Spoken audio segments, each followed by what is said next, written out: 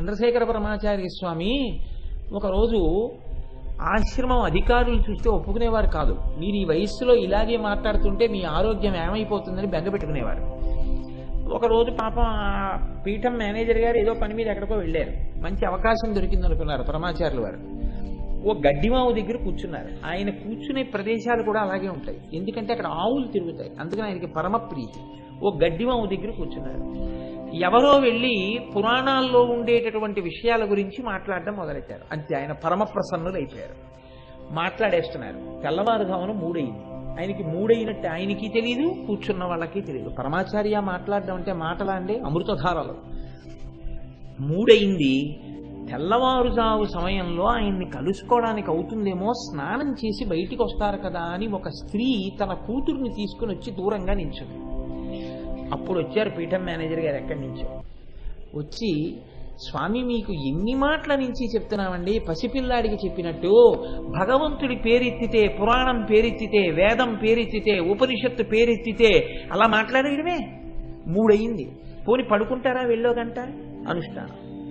ఎలా ఉంటుంది ఆరోగ్యం? మీరు లేచి వెళ్ళి స్నానం చేసి, మీరు ఏమయ్యా ఇంతసేపు మాట్లాడించడానికి మీకు బాధగా లేదు, ఎందుకయ్యా అలా మాట్లాడిస్తారా ఆయన్ని అంటున్నారు. ఆయన అంటున్నారు పరమాచార్యులు వారు, ఈయన లేచి కమండలం పట్టుకుని సత్యదండం పట్టుకుని వెళ్ళబోదామని ఇలా చూశారు. చూసేటప్పటికీ ఒక ఆవిడ అక్కడ నిలబడి ఉంది ఈయనతో మాట్లాడడానికి. ఇలా అంటారేమో వద్దామని నించునుంది.